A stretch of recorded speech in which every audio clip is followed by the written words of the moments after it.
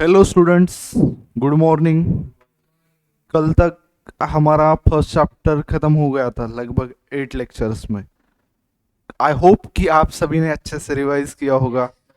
अगर किया होगा तो उस चैप्टर का बेनिफिट होल सिलेबस तक आपको मिलेगा 11th के। मनीष, लेक्चर देखे सभी? पूछू, बैड डेट्स क्या होते हैं? हमें किसी ने पैसे दिए और हमने उसे लौटाया नहीं। बैड बैड डेट्स कहते हैं, हाँ।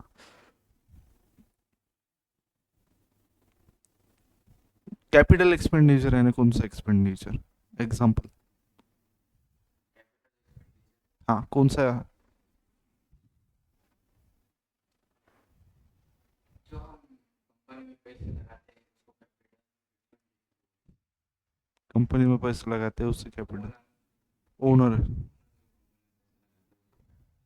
एक्सपेंडिचर कहते हैं। वो- हाँ, वरद।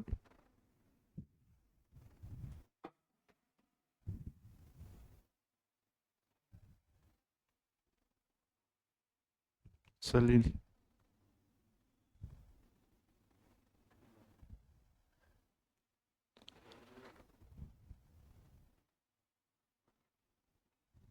नाटकं करू नका भावांनो. कॅपिटल एक्सपेंडिचर म्हणजे काय असते, जे तुम्ही रिवाइज केलं नाही, केलं असतं तुम्हाला समजलं असतं. आपले लेक्चर आतापर्यंतच्या फर्स्ट चॅप्टरचे सगळे युट्यूबर आहेत, तुम्हाला आजही नाही कळालं तुम्ही परत जाऊन बघू शकता. सो आय होप की तुम्ही उद्यापर्यंत करून येसाल. आणि कसं आहे माहिती आहे का, हे जे तुम्हाला अकाउंट शिकायचे एक्झामसाठी शिकत असाल आजच कॉमर्स सोडून द्या आणि घरी जा, अशी पर्सनल माझी ॲडवाईस आहे. कारण कसं आहे माहिती आहे का, जर तुम्ही समजसाल एक्झामच्या दृष्टीनं आणि तेवढं रटून जासाल तर तुम्हाला 1 लाख रुपये पर मंथची सॅलरी भेटेल जेव्हा तुमचं करिअर संपेल, म्हणजे पूर्ण होईल समजा एज्युकेशन. बट जर तुम्ही त्या गोष्टीला अप्लाय केलं रिअल लाईफमध्ये काय असते त्या गोष्टी जर ह्या केला, तर तुम्ही स्काय इज द लिमिट एवढे पैसे कमवू शकता. कारण आपला सब्जेक्टच प्रॅक्टिकल आहे बाळांनो. प्रॅक्टिकल म्हणजे एक्झाममध्ये प्रॅक्टिकल नाही, लाईफमध्ये प्रॅक्टिकल गोष्टी आहेत. असं काहीतरी इमॅजिनरी शिकतोय का आपण, कधीतरी काहीतरी झालं होतं त्याच्यावर हे चालू आहे, नाही आहे.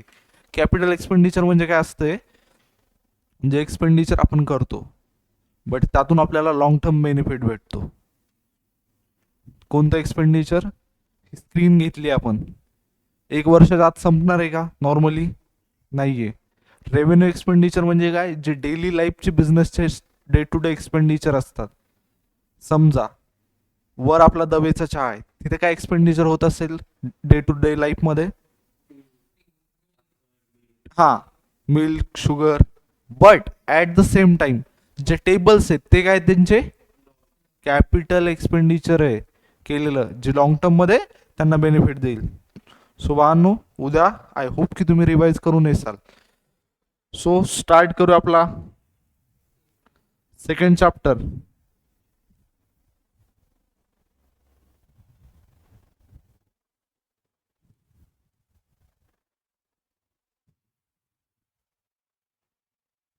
काय चॅप्टरचं नाम? सिस्टीम. तर आता तुम्ही खूपदा अनेकदा ऐकलं असेल तुमच्या मित्रांकडून फ्रेंड्सकडून की यार अकाउंट्समध्ये डेबिट असते आणि क्रेडिट असते. बरोबर आहे. अकाउंट म्हणजे काय, डेबिट अँड क्रेडिट. त्याचे काही रूल्स असतात, मी तुम्हाला सांगितलं. आपला चॅप्टर आत्तापर्यंत जो होता तो जे आपण शिकलं ते काय होतं, पूर्ण थेअरी होतं, मिनिंग डेफिनेशन शिकल्या.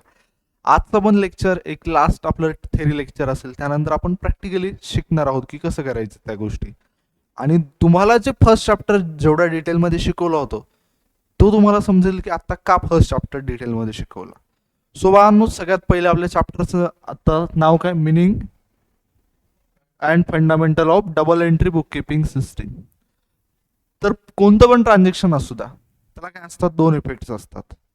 बरोबर आहे. जर मनीष तू मोबाईल घेतला, बरोबर आहे, कितीला घेतला? 17,000 रुपयाला मोबाईल घेतला. तर तुझ्यासोबत दोन इव्हेंट्स झाल्या माहिती आहे काय? काय झाले असतील? पैसे पेमेंट केलं कशामध्ये? कॅशमध्ये पेमेंट केलं. पैसे गेले तुझ्याकडचे, कॅश गोज आउट. काय आलं तुझ्याकडे? मोबाईल आला, मोबाईल कम्स इन. म्हणजे दोन इफेक्ट झाले ॲट द सेम टाइम. आणि कोणत्याही बिझनेसमध्ये काय असतात, दोनच इफेक्ट होत असतात. तर बिझनेसमॅनच्या अँगलने काय झालं, ज्याकडून तू मोबाईल परचेस केला त्याच्याकडचं काय गेलं आणि त्याच्याकडे काय आली. म्हणजे दोन इफेक्ट झाले. प्रत्येक गोष्टी लाईफमध्ये दोन इफेक्ट होत असतात. एक अभ्यास केला, एक्झाम सोपी गेली.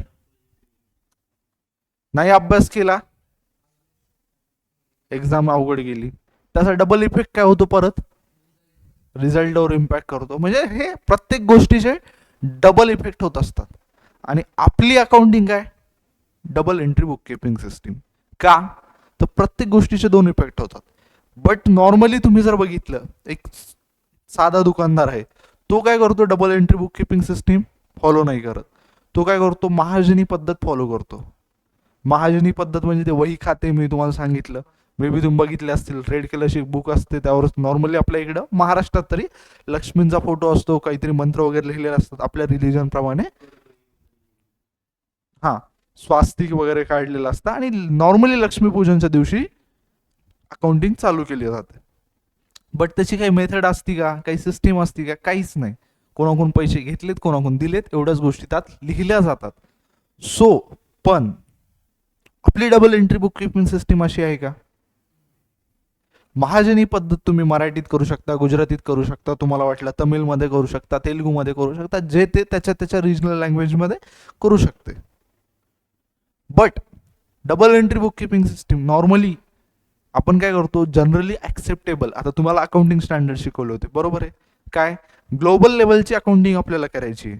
जर कोणी समजा US मधला व्यक्ती असेल आणि कोणी समजा आपल्या इथला पुण्यातला व्यक्ती असेल, त्याने केलेली अकाउंटिंग US मधल्या व्यक्तीला सुद्धा समजावं, म्हणजे काय असावं, अंडरस्टँडेबल असावं. त्या गोष्टीसाठी आपण काय करतो बाळांनो, डबल एंट्री बुक कीपिंग सिस्टीमचा यूज करतो. समजते, खरंच समजते. काय की double entry book keeping system म्हणजे प्रत्येक गोष्टीचे दोन इफेक्ट्स होतात नॉर्मली.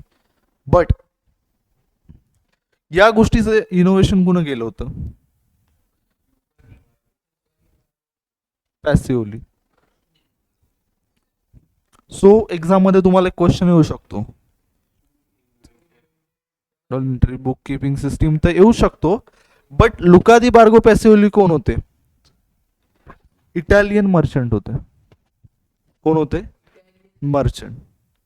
तर त्यांनी काय केलं, डबल एंट्री बुक कीपिंग सिस्टीमचा यूज केलं, म्हणजे इनोव्हेशन केलं.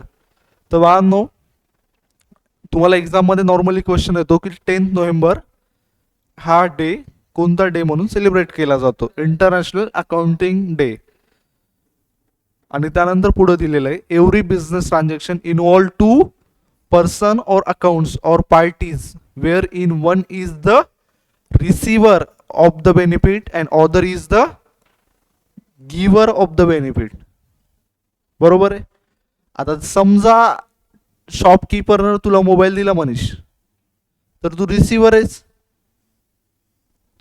तुला बेनिफिट भेटला. पण शॉपकीपर काय, गिव्हर आहे, त्यानं बेनिफिट तुला दिला. तर प्रत्येक गोष्टीचे काय होतात, दोन इफेक्ट होतात. If something comes into business, something goes out from the business, recording of two aspect of monetary transaction. पण कोणते मॉनिटरी ट्रान्झॅक्शन, कोणी म्हणेल मी त्याला 2 शिव्या दिल्या, परत त्यानं मला 4 रिटर्न दिल्या, पण असल्या गोष्टी आपण रेकॉर्ड करणार का इथं, नाही करणार. किंवा मी त्याला 2 दिल्या, त्यांनी मला 3 दिल्या, असं नाही. आपल्याला काय करायचं, फक्त जे मॉनिटरी ट्रान्झॅक्शन आहेत ते रेकॉर्ड करायचे in the books of accounts in terms of debit and credit. It's called double entry book keeping system. So I hope इथपर्यंत तुम्हाला काही डाऊट नसेल. एकदा रीड करून घ्या बांधो.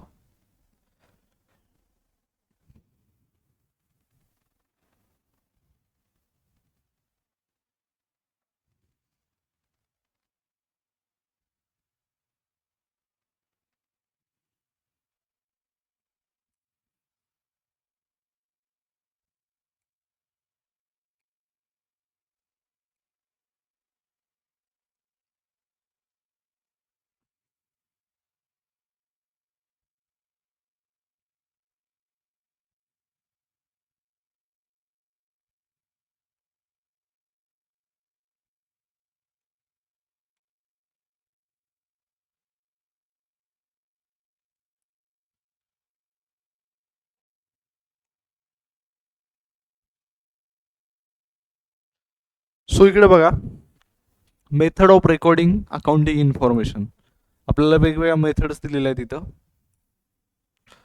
त्यात फर्स्ट मेथड दिलेली इंडियन सिस्टीम, जी मी तुम्हाला सांगितली. कोणती? बही खाता किंवा कीर म्हणतात त्याला. आणि नॉर्मली काय असतं, हे महाजनी देशनामा सिस्टीम असती. आणि त्यामध्ये आपण काय करतो, रिजनल लँग्वेज जे आहेत आपल्या इंडियन लँग्वेज कोणत्या, मराठी, हिंदी, उर्दू, गुजराती, यामध्ये ते रेकॉर्ड केलतो. ही मेथड कोणती सायंटिफिक मेथड आहे का? नाहीये, काहीच सायंटिफिक नसते. काय असतं याच्यात, ज्याला जसं वाटलं ते तसं ट्रान्झॅक्शन करत आहे. इवन एखाद्या व्यक्तीने लिहिलेलं दुसऱ्या मराठी वाचणाऱ्याला सुद्धा लक्षात येईल असं पण नसतं. तू नॉर्मली बघितलं तर, कधी बघितले का? बघितलंच असेल ना कधी, बघितले की नाही कधी? नोटबुक जी असती त्यावर जे लिहितात, असल्या लँग्वेजमध्ये असं अक्षर काढून लिहितात की ते दुसऱ्याला पण काही नाही समजणार नॉर्मली. हा, तर त्यानंतर काय, इंग्लिश सिस्टीम आहे, त्यामध्ये दिलेले दोन systems, single entry, double entry. पण जी वर होती आपली इंडियन सिस्टीम, तुम्हाला काय वाटते ती कोण फॉलो करत असेल? रिलायन्स, मुकेश अंबानी, कोण करत असेल? गावातले सावकार. आणखी आणखी दुसरे? बाहेर टपरीवाला, नोटबुकवाला, स्टेशनरी, नॉर्मली जे जे छोटे छोटे शॉप्स आहेत ते काय करतात, नॉर्मल फॉलो करतात, ज्यांचं ट्रान्झॅक्शन जास्त नाही आहेत. बट त्यानंतर पुढे दोन मेथड आल्या, आणि आपल्यासाठी तर सगळ्यात महत्वाची कोणती? Double entry book keeping system. का महत्वाची? धिस सगळ्यात पहिले बघूया सिंगल एंट्री सिस्टीम काय. This system of accounting records only cash book personal account. It is unscientific method and also known as incomplete recording system because it changed with convenience of the business for recording transaction. This system of accounting does not provide accurate information about financial position of the business and it is suitable for small business. ही पण काय असते, single entry accounting system असते. थोडं थोडं काहीतरी record करायचं का म्हणून रेकॉर्ड करतात, पूर्ण करत नाहीत, म्हणून त्याला काय म्हणतात, इनकम्प्लीट अकाउंटिंग सिस्टीम पण म्हणतात. जे जे गरजेचे, जे जे जे वाटते त्या त्या गोष्टी रेकॉर्ड केल्या जातात. But double entry book keeping system मध्ये each and every transaction record केलं जाते. आता एखाद्या बिझनेसमॅनला वाटलं हे ट्रान्झॅक्शन आपल्यासाठी महत्वाचं नाही, मग साईडला करायचं, असं नाही करतायत. बरोबर आहे. आता ही जी सिंगल एंट्री अकाउंटिंग सिस्टीम आहे, सपोज पकडा काही मेजर ट्रान्झॅक्शन रेकॉर्ड करत असेल, मोठमोठ्याला घटना, की आता समजा एक चहावाला आहे, ज्याकडे 500 चहाची ऑर्डर आली तर ते रेकॉर्ड करतोय, पण 2-2 चहा विकलेले लिहित नाहीये. बट समजा तिथे जर double entry book keeping system follow करत असले असते तर काय केलं असतं, ईच अँड एव्हरी ट्रान्झॅक्शन लिहिलं असतं. इवन याच्यामध्ये काय असतं, ज्याला जसं वाटलं ते तसं रेकॉर्ड करणार कन्व्हिनियन्स नुसार, काही रूल्स काही तेवढं नाहीये, अनसायंटिफिक आहे. बट त्याच्या विरुद्ध आपली double entry book keeping system. त्याचं एक हे बघा, every debit has equal and corresponding credit. म्हणजे काय, जेवढं डेबिट असेल तेवढंच क्रेडिट होणार. म्हणजे तू जर 17,000चा मोबाईल घेतला तर 17,000 रुपयाचीच कॅश देणार. म्हणजे असे ट्रान्झॅक्शन होतात. काय, जेवढं डेबिट तेवढं क्रेडिट. जितना कर्म करोगे उतना फल मिलेगा. कधी जास्त पण भेटू शकतं, पण आपल्या याच्यामध्ये काय होणार, जेवढं डेबिट होणार तेवढंच क्रेडिट होणार. म्हणजे जर फर्स्ट तुम्हाला डेबिटची, आता तुम्हाला जसं मी सांगितलंय जर्नलची एंट्री कशी करतात, समजा हे परचेसची entry,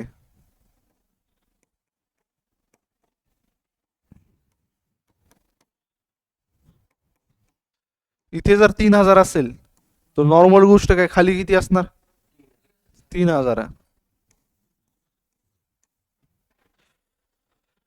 so every debit has equal and corresponding credit of the same amount is the basic principle of double entry book keeping system. त्यानंतर पुढे काय दिले, double entry system is the most scientific method of recording all business transactions in the books of accounts. Under this system, double or twofold effects of each transaction is recorded. According to double entry bookkeeping system, one account is debited, another account is credited with equal. समजलं?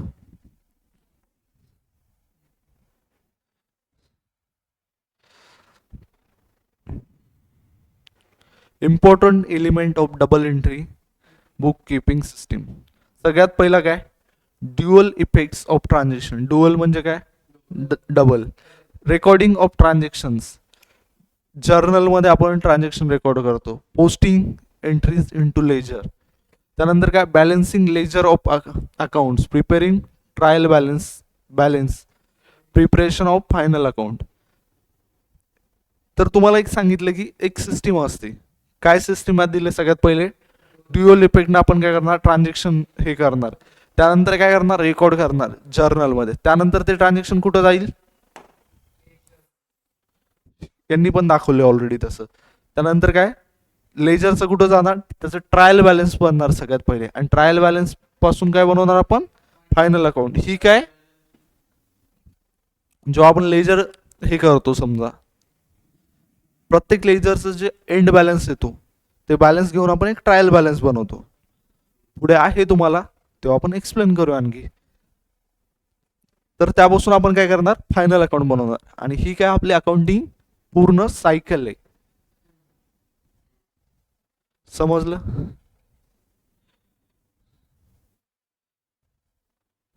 So हे तुम्ही read करू शकता. सगळ्यात पहिले, principle of double entry book keeping system. In every business transaction there must be minimum two effects, debit and credit. Two accounts means one is receiver of the benefit, other is giver of the benefit. If one account is debited, other account must be credited. Every business has a equal and corresponding credit of the same amount. म्हणजे काय, इक्वलच होणार जर तुम्ही करत असाल तर. Definition काय दिली आहे, double entry book keeping system, every business transaction has two fold effects and that it affect two accounts in opposite direction. Opposite direction म्हणजे काय, इफेक्ट करणार म्हणजे पहिलं जर डेबिट होणार तर दुसरं काय होणार, क्रेडिट. म्हणजे अपोजिट डायरेक्शनला. If a complete record is made of each such transaction, it would be necessary to debit one account and credit another account. It is recording of twofold effect of every transaction that has given rise to term double entry bookkeeping system. सोपं आहे, simple आहे. त्यानंतर पुढं काय दिलंय, advantage of double entry book keeping system. सगळ्यात पहिलं काय, कम्प्लीट रेकॉर्ड आहे, ॲक्युरेसी आहे. त्यानंतर काय, बिझनेस रिझल्ट आहे. पुढं काय दिले, कॉमन ॲक्सेप्टन्स. म्हणजे मी तुम्हाला अगोदर सांगितलंय, जर बुक्स ऑफ अकाउंट समजा एखाद्या चहावाल्यानं आपल्या इंडियन सिस्टीमनुसार मराठी रेकॉर्ड केलेले असतील, गव्हर्नमेंट ऑथोराईज म्हणजे गव्हर्नमेंट ॲक्सेप्ट करेल का त्याला, किंवा कोणतं बँकेत गेले बा, हे नाही मी लिहिलंय, थोडं बघा याच्यावर माझं तुम्हाला कळेल प्रॉफिट लॉस किती आहे. सो करेल का, ह्या गोष्टी होतील का, नाहीच होणार. बिझनेस रिझल्ट कळेल की नाही, ॲक्युरेट बिझनेस रिझल्ट कशामुळे कळेल तुम्हाला, double entry book keeping system. बरोबर आहे. त्यानंतर ॲक्युरेसी असेल तर ट्रान्झॅक्शनमध्ये अरिथमॅटिकल का, तर ईच ट्रान्झॅक्शनचे डबल इफेक्ट होत आहेत. त्यानंतर काय, कम्प्लीट रेकॉर्ड आहे. काय, all business transaction are recorded. This method is scientific and record both aspect of each transaction. दोन्ही इफेक्ट काय करणार आपण, रेकॉर्ड करणार. बानो एवढं रीड करा. इन केस तुम्हाला काही समजलं नसेल तर घेऊया.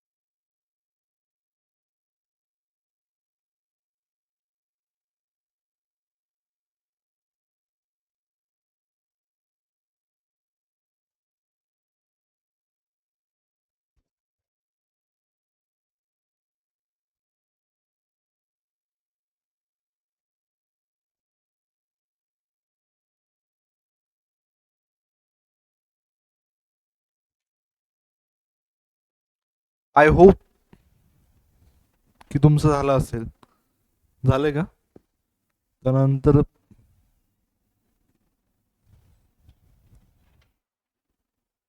काय दिले? Conventional accounting system. ब्रॅकेटमध्ये काय? ट्रेडिशनल म्हणजे काय? आपण कपडे घालतो ट्रेडिशनल ते आहेत का इथं? त्याचंच मिनिंग आहे, बट अकाउंटिंगमध्ये ट्रेडिशनल म्हणजे काय? ट्रेडिशनल अकाउंटिंग म्हणजे काय असेल? ट्रेडिशनल कपडे म्हणजे पारंपरिक वस्त्र. तसं ट्रेडिशनल अकाउंटिंग म्हणजे काय असेल? Indian system of accounting. ही काय? Conventional accounting. सो जी आपली मेथड आहे इंडियन सिस्टीम, त्यालाच काय म्हणतात? Conventional accounting system is based on practicability. म्हणजे काय? आपण काय म्हणतो लाईफमध्ये काय असायला पाहिजे माणसाने? प्रॅक्टिकल. का? म्हणजे आता एक चहावाला आहे, उगाच तो काय करतोय, 2 अकाउंटंट हायर केलेत, डबल एंट्रीनं बनवतोय सिस्टीम, बट तसं इन्कमच नाहीये त्या अकाउंटंटला सॅलरी देणं एवढं. तर काही गरज आहे का रिकामे उद्योग करायची? नाहीये ना. सो म्हणून ते काय करणार? इंडियन अकाउंटिंग सिस्टीम फॉलो करणार. Accounting convention means rules which by common agreement are used in accounting. However, there is no clear information of rules between concept and convention. काही क्लिअर गोष्टी आहेत का कन्व्हेन्शनल रूल कन्सेप्ट मध्ये? काहीच नाही आहेत. जसे वाटले तसे जनरली ऍक्सेप्टेबल गोष्टी, म्हणून ते फॉलो करणार. This system does not follow double entry book keeping system. It is incomplete system of recording business transaction. त्यानंतर बघा, मिनिंग ऑफ अकाउंटिंग नावाची गोष्ट आली. मी तुम्हाला सांगितलं की अकाउंट काय असते. आता आपण जर्नलमधून लेजरमध्ये एक स्पेसिफिक अकाउंट बनवतो. का बनवतो मी तुम्हाला सांगितलं की एक डीमार्ट आहे समजा, किंवा एक मोबाईलचं शॉप आहे. मोबाईल शॉपमध्ये हजारो ट्रान्झॅक्शन होतात, बरोबर आहे. बट Vivo Y11चा मोबाईल किती विकले जर मला बघायचं असेल तर मी काय करणार? जर्नलची एवढी बुक असणार, किती ट्रान्झॅक्शन होत असतील अंदाज. एक नॉर्मल मोठी मोबाईल शॉप आहे समजा, किंवा विजय सेल्स सारखं दुकान आहे ज्यात मोबाईल पण विकले जातात, टीव्ही फ्रीज सगळंच मिळतंय, बरोबर. बट त्यामध्ये डेली किती ट्रान्झॅक्शन होत असतील ऑल ओव्हर? 200-300, बरोबर. एका महिन्यात किती झाले? 200 इंटू 6,000 ट्रान्झॅक्शन. म्हणजे जर मला बघायचं असेल Vivo Y11चे मोबाईल किती विकलेत, तर मला काय करावं लागेल? 6,000 ट्रान्झॅक्शन बघणं लागतील. आणि वर्षभराचे बघायचे म्हणले किती झाले? 72,000. तर एवढे बघता येतील का प्रॅक्टिकली? पॉसिबल आहे का? पण बघितले तरी फक्त मला विवोचे बघता येतील. मला परत जर बघायचं असेल की माझे सॅमसंगचे टीव्ही किती विकलेत, ते नाही बघता येणार ना. सो काय करावं लागेल त्यासाठी? And account is summarise record. कोणतं रेकॉर्ड असतं? Of transaction relating to a particular person, asset, liabilities, particular head of expenses और income recorded at one place. म्हणजे काय की जे जर्नलमध्ये आपण रेकॉर्ड करतो ते लेजरमध्ये आपण प्रत्येक अकाउंटमध्ये काय करणार? ट्रान्सफर करणार. सो आपल्याला काय करेल? इझी पडेल की त्या पर्टिक्युलर ट्रान्झॅक्शनची समरी काय झाली आहे, समजा एक्सपेन्सची, असेटची, बरोबर आहे. आणि ह्या गोष्टी आपल्याला पुढं शिकायच्याच आहेत. तुमची जरी इच्छा नसेल, तुम्ही आलात कॉमर्समध्ये, आता करावंच लागेल, अशातला भाग आहे का? नाहीये. तुम्ही आज पण सोडून जाऊ शकता, तसा काही भाग आहे का? नाहीये. बट ह्या ज्या गोष्टी आहेत आता तुम्हाला सांगायचं झालं तर काय करतो आपण, तुम्हाला समजलं ना यूज काय प्रॅक्टिकली, का गरज पडली अकाउंट बनवायची, की एवढे ट्रान्झॅक्शन आपल्याला काय होतात? इम्पॉसिबल आहे, प्रॅक्टिकली पॉसिबलच नाही की बा 6,000 ट्रान्झॅक्शन बघा. ठीक आहे 6,000 बघू, 72,000, आणि तेच जर 5 वर्षाची बघायची म्हणले तर जागावर एक व्यक्ती जाईल. इथं काय दिले? In day to day business activities large number of transaction take place. It affects several accounts, and at the end of the certain period of time, it is necessary for businessmen to balance accounts to find out information like total capital, total liabilities, asset, total income, total expenses, etc. of the business. म्हणजे फक्त विवोचे mobile किती विकले त्यातून किती profit झालाय, ओप्पोचे किती विकले त्यातून किती प्रॉफिट झालाय. समजा जर बघितलं आपण एल जीचं फ्रीज किती विकलेत, ह्या ज्या गोष्टी आहेत समजा बोटचे इयरफोन्स किती विकलेत, ह्या ज्या वेगवेगळे ट्रान्झॅक्शन आहेत ते सगळे जर आपल्याला बघायचे असतील तर आपल्याला ते सगळे ट्रान्झॅक्शन बघणं लागतील 6,000ला 6,000. बट ते बघायचे का आपल्याला? नाही, आपल्याला पर्टिक्युलर एक अकाउंट बघायचे. सो आपण काय बनवणार त्यासाठी? अकाउंट्स बनवणार. त्यात काय असणार? समराइज रेकॉर्ड असणार relating to a particular person, asset, liabilities, particular head of the business, income, records at one place. So एवढी गोष्ट तुम्हाला समजली. परत एक दिले खाली जे आर बाटली बॉय.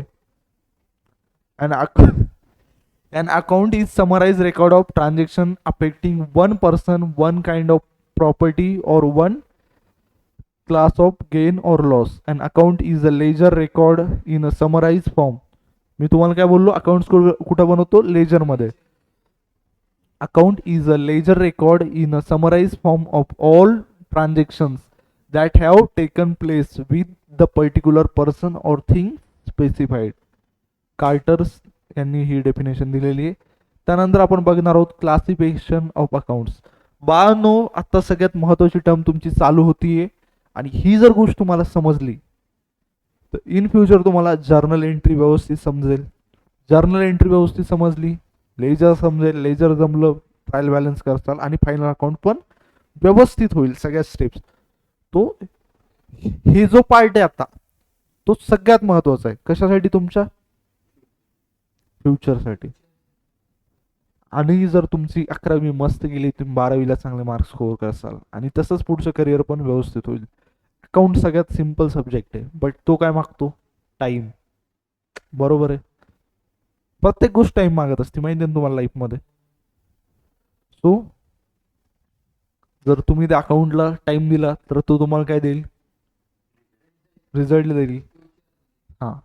सो सगळ्यात पहिले बघा काय पर्सनल अकाउंट. पर्सनल अकाउंट म्हणजे काय? पर्सनल. आपण काय म्हणतो? मोबाईल माझा पर्सनल आहे. व्हॉट्सअपमध्ये पर्सनल गोष्टी असतात. बरोबर आहे. आणखी प्रत्येक गोष्टीला माणूस काय म्हणतो? हे पर्सनल मॅटर आहे आमचं.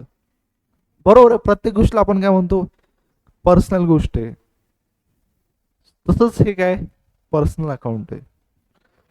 दिस अकाउंट रिप्रेझेंट अ पर्सन. ते काय करते? रिप्रेझेंट करते. मनीष अकाउंट. त्यानंतर काय? Group of person, students with whom business deals. These accounts are classified into following 3 categories. पहिले काय? Natural person. नॅचरल पर्सन मध्ये काय येणार? Accounts relating to individual human beings. Varad, Salil, Manish, Rajesh, Sumit, Sushma. पण याच्या समोर काय? अकाउंट आहे प्रत्येकाच्या. Sushma account, Rajesh account, Sumit account, Vaibhav account. हे काय सगळे नॅचरल. काय म्हणले? हां.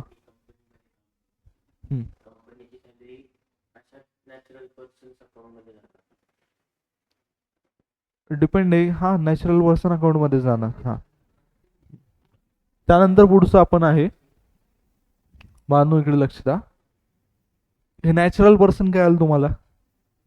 त्यानंतर एक असते आर्टिफिशियल पर्सन. आर्टिफिशियल पर्सन म्हणजे काय? जो पर्सन रिअलमध्ये एक्झिस्ट करतो का? SBI तुमच्या घरी आली कधी चहा पाणी प्यायला? नाही आली. कधी HDFC, रिलायन्स, कोणती तरी कंपनी आली असेल कधीतरी, पण आहेत ना त्या कंपन्या. बरोबर. तर त्यांना काय म्हणतो? Artificial persons. Means include accounts of organisation, association which are created by law. आपण काय म्हणतो? कायद्यानं गोष्ट बनवलेली. लॉनी कंपनी फॉर्म होते. माहिती आहे ना? कंपनी एक वेगळी व्यक्ती आहे जिला कन्सिडर केलं जाते. ह्युमन बिईंग नाही, बट वेगळे एक्झिस्टन्स हे केलं जाते. Creation of club, recreation club account, ABC and company, bank of Maharashtra, BMCC college account. तुम्ही कॉलेजला ॲडमिशन घेतलं, सिम्बॉयसिस कॉलेज अकाउंट्स. सिम्बॉयसिस नावाचा एखादा व्यक्ती आहे का त्याच्या तुम्ही अकाउंटला पैसे पाठवले? नाहीये. काय आहे? एक कॉलेज आहे, त्याचं कॉलेज अकाउंट आहे. तर त्या अकाउंटला आपण काय म्हणतो?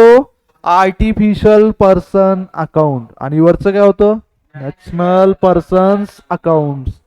त्यानंतर लास्ट आहे बघा, रिप्रेझेंटेटिव्ह पर्सनल अकाउंट.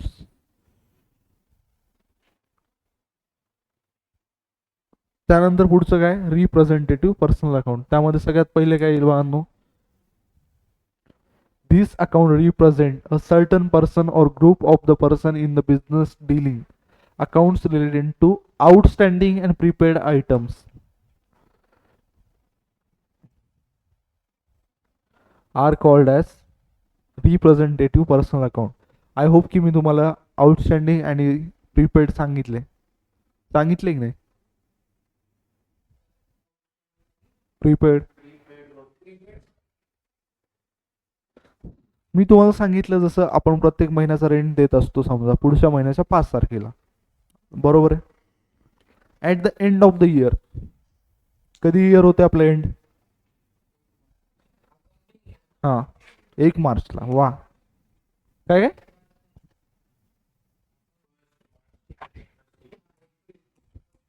अरे बाळांनो,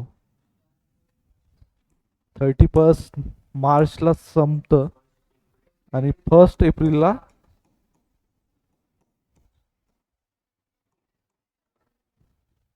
स्टार्ट होतं आणि एंड कधी होतं? हां, सो 31 मार्चच्या दिवशी रेंट आहे समजा एका बिल्डिंगचा 50,000 रुपये. एका बिझनेसमध्ये 50,000 रुपये रेंट आहे. 31 मार्चला आपण, आपला रूल असा आहे की बा आपण पुढच्या महिन्याच्या 5 तारखेला पैसे देतो. नॉर्मली हे 31 मार्चचे पैसे कधी द्यायला पाहिजे? एप्रिलला द्यायला पाहिजे, बरोबर आहे? तर 31 मार्चला आपण अकाउंटिंग करताना हा जो रेंट आहे त्याला काय दाखवतो? आउटस्टँडिंग.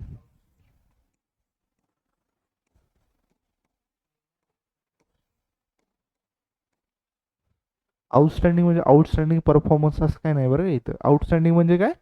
जी गोष्ट द्यायची होती बट काय दिलेली नाहीये, बट देणार आहोत, त्याला काय म्हणतो? रेंट असू शकते, सॅलरी असू शकते, आणखी काय असू शकते? कमिशन, वेजेस, अशा गोष्टी काय येतात आउटस्टँडिंगमध्ये. Outstanding advertisement expenses, outstanding electricity bill. Electricity bill कधी पे करतो आपण? यूज केल्यानंतर. बट त्या उलट असं कोणी म्हणू शकते का? नाही, माझं मोबाईलचं रिचार्ज आउटस्टँडिंग आहे, असते का? काय असते? प्रीपेड. अगोदर तुम्ही पैसे देणार, नंतर त्याचं काय होणार? तुम्हाला यूज करता येणार, बरोबर आहे? आणि तर त्याला काय म्हणतो? आउटस्टँडिंग, सॉरी, त्याला काय म्हणतो? Prepaid expenses. जसं आउटस्टँडिंग हे असतं आपलं काय म्हणतात? इन्कम. सॉरी, आउटस्टँडिंग एक्सपेन्स तशी काय असती? Prepaid expenses. कळलं ना तुम्हाला प्रीपेड एक्सपेन्स काय असतात?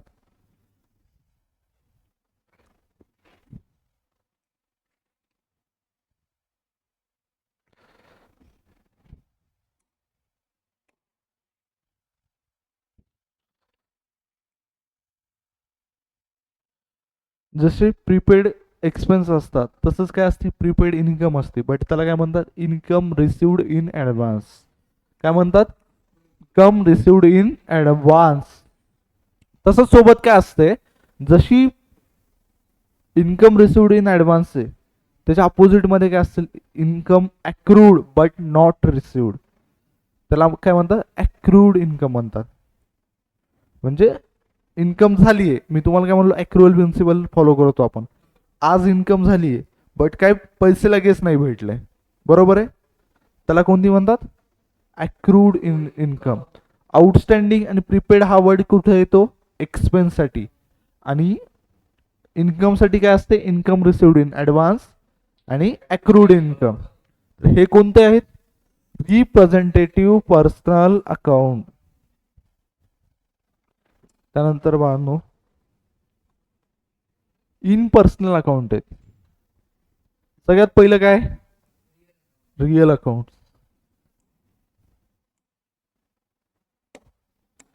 Real account this account represent assets.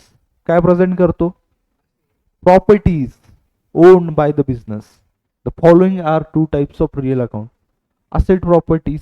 सगळ्यात पहिलं काय टँजिबल रिअल अकाउंट म्हणजे काय असेल असेट प्रॉपर्टी म्हणजे टँजिबल रिअल अकाउंट म्हणजे काय जे असेट आणि प्रॉपर्टीज आपल्याला डोळ्याने दिसतात. म्हणजे काय benches camera computer screen AC classroom building ह्या काय गोष्टी येतात जिबल real accounts. Tangible real accounts means the asset and properties which can be seen touched and felt. म्हणजे काय जे आपण अनुभवू शकतो त्यांना आपण काय म्हणतो tangible real accounts. Machinery account आहे त्याच्यात सगळ्यात पहिले. त्यानंतर एक्झाम्पल काय दिले मोटर कार. त्यानंतर the business. Intangible real accounts म्हणजे काय असेल बिझनेसची रेप्युटेशन दिसते तुम्हाला बट ती काय असेट आहे कॅन नॉट सी टच और फेल्ड. त्यानंतर पेटंट. पेटंट म्हणजे तुम्हाला सांगितले काय असते प्रत्येक कंपनी त्यांचा पेटंट करून घेते. कोणत्या करतात फार्मास्युटिकल कंपनीज माहिती आहे तुम्हाला. सिरमची लस प्रत्येक जण बनवू शकतो का इच्छा आली बा कोविडची वॅक्सिन मी बनवली माझ्या नावाने विकायला चालू सलील वॅक्सिन चालतंय का सलील. हां ट्रेडमार्क. प्रत्येक गोष्टीच्या मागे आपण म्हणत असतो बघा एक ISO ट्रेडमार्क असतो माहिती आहे कधी ऐकले. हां तर तो ट्रेडमार्क काय असेट आहे बट दिसती का नाही. कॉपीराईट माहिती आहे काय असतो. हां उद्या तुम्ही एखादी बुक वाचली तुम्हाला वाटलं खूप छान आहे तुम्ही काय केलं ऑथरचं नाव चेंज केलं खाली आपलं नाव टाकलं आणि छापा म्हणली 100 कॉपीज चालतंय का. काय व्हिडिओ तुम्हाला एखादा युट्यूबवरचा छान वाटला संदीप माहेश्वरी खूप भारी मोटिवेशन देत आहेत काय करायचे 10 एक व्हिडिओ डाउनलोड करायचे स्वतःचं चॅनल बनवायचं संदीप माहेश्वरी कोण मीच म्हणायचं आणि टाकून द्यायचं चालतात का काय येईल कॉपीराईट. सो हे समजलं तुम्हाला. त्यानंतर लास्ट आहे अकाउंट आपलं नॉमिनल अकाउंट. नॉमिनल अकाउंट काय the account of expenses losses incomes gains are called as nominal account. या अकाउंटमध्ये आपण काय करतो normally expenses losses income and gains record करतो. एक्सपेन्स माहिती काय असतात एक्सपेन्स. लॉस म्हणजे काय असतो लॉस धोका तोटा. इन्कम आणि गेन्स माहिती काय होतो प्रॉफिट. जसं लॉस तसा भाऊ गेन्स अपोजिट एकमेकाचे विरोधक आहेत. जर लॉस झाला तर गेन होत नाही. ॲट अ टाइम दोन्ही गोष्टी सोबत घडत नसतात बरोबर आहे. त्यानंतर ह्या सगळ्या गोष्टी कुठं असतात सगळ्यांचा वाली नॉमिनल अकाउंट आहे. त्यानंतर याच्यामध्ये काय येतो वेजेस अकाउंट्स. जर आउटस्टँडिंग वेजेस आलं तर कुठे येणार तो कुठे येणार बाळांनो आउटस्टँडिंग जर वेजेस असेल तर रिप्रेझेंटेटिव्ह पर्सनल अकाउंट मध्ये येणार. बट नॉर्मल जर वेजेस असेल तर ते कुठे येणार नॉमिनल. रेंट असेल तर कुठे येणार नॉमिनल. प्रीपेड रेंट असेल तर कुठे येणार हा depreciation salary commission discount received हे काय सगळे नॉमिनल अकाउंट्स आहेत. आय होप की हे तुम्हाला समजलं असेल. त्यानंतर खाली दिले डेबिट अँड क्रेडिट. डेबिट काय left hand side of account is called debit and right hand side of account is called credit.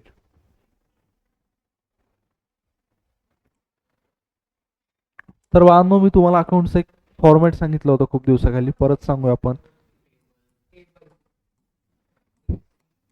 म्हणजे हे काय एक्झॅक्ट फॉर्मॅट नाही आहे, पण टी शेप फॉर्मॅट आहे. तर इकडे बघा, राईट हँड साईड कोणती आहे माझी? इकडेची. तर इथं असं क्रेडिट असतो आणि इकडं डेबिट असतो. तर हीच गोष्ट आपल्याला दिलेली आहे. समजलं?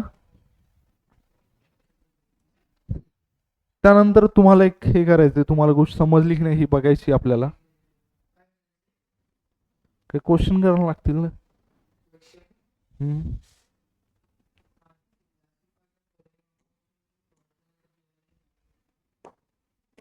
हम्म.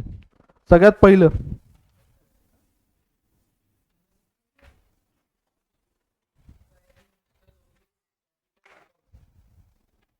कोणतं अकाउंट असेल हे रोहित? म्हणजे पर्सनल, रिअल, नॉमिनल. पर्सनल, बरोबर. त्यानंतर लूज टूल्स माहिती आहे तुम्हाला काय असतात? म्हणजे छोटे नट बोल्ट्स अशा गोष्टी असतात कंपनीमध्ये, त्याला एकत्र करून काय म्हणतात? लूज टूल्स म्हणतात. आणि ते असेटमध्ये कन्सिडर केलं जाते. तर काय येणार ते?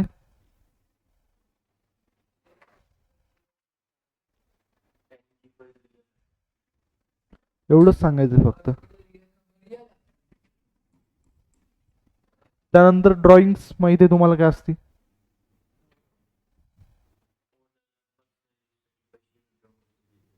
हा, तर ते काय? हम्म. त्यानंतर कार्टेज माहिती आहे तुम्हाला? एक टाईपचा एक्सपेन्स आहे. तर काय येणार ते? हम्म. एक रिअल मध्ये काय येतं? असेट प्रॉपर्टी आहे का कार्टेज? एक्सपेन्स, एक्सपेन्स काय येणार? नॉमिनल. त्यानंतर prepaid rent,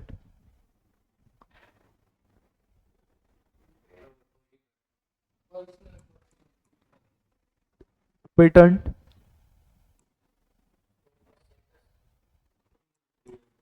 copyright,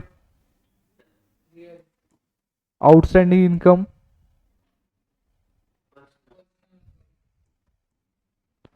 prepaid expense, commission received.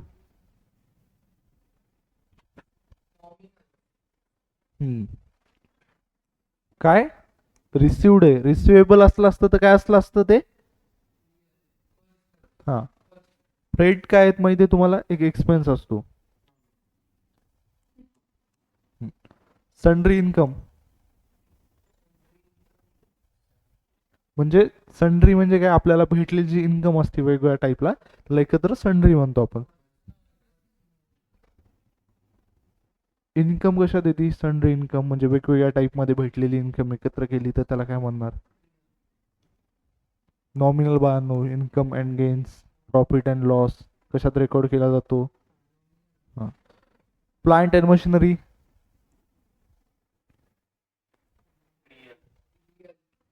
Live stock म्हणजे काय असतात? जनावरं वगैरे हे ज्या गोष्टी असतात त्याला आपण असेटमध्ये कन्सिडर करतो, तर लाईव्ह स्टॉक म्हणतात. तर हे कशात येणार? राधिकाचं अकाउंट कोणतं आहे? Good distributed as a free sample, याला दुसरा ॲडव्हर्टाइजमेंट हा पण शब्द आहे, तो एक टाईपचा एक्सपेन्स असतो. तर कुठं घेणार? त्यानंतर आउटस्टँडिंग वेजेस,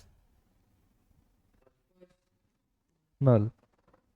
त्यानंतर loss on sale of furniture, furniture विकलं त्यावर लॉस झाला, नॉमिनल. त्यानंतर बँक ऑफ महाराष्ट्र, लोन. हां. त्यानंतर computer,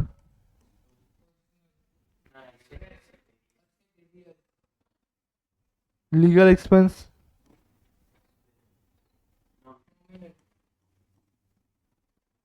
fix deposit,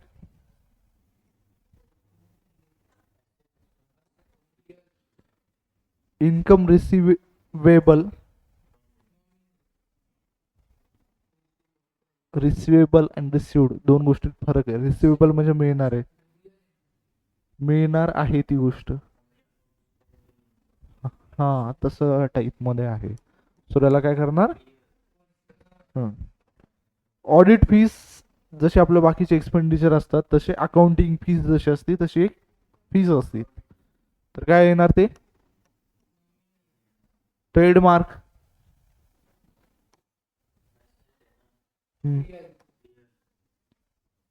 loss by fire, त्यानंतर मोटार कार, इन्कम टॅक्स बघा पर्सनल मध्ये असतो कारण ते पर्सन पर्टिक्युलर देतो, बट जीएसटी कशात येणार मग? Nominal.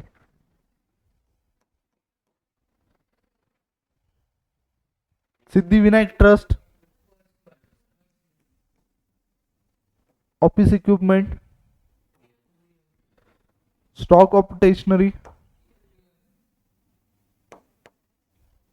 Indian railway, income received in advance,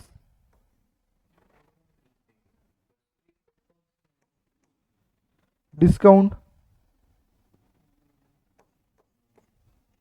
repairs,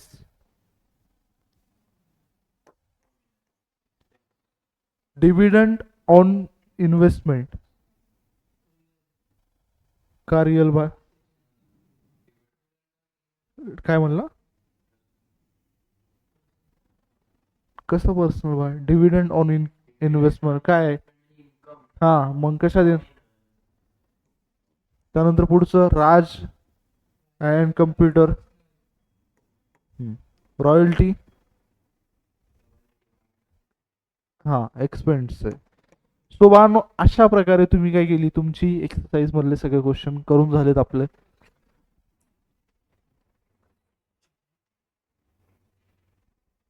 या पर्टिक्युलर टॉपिकचे जो आज आपण कंप्लीट केला.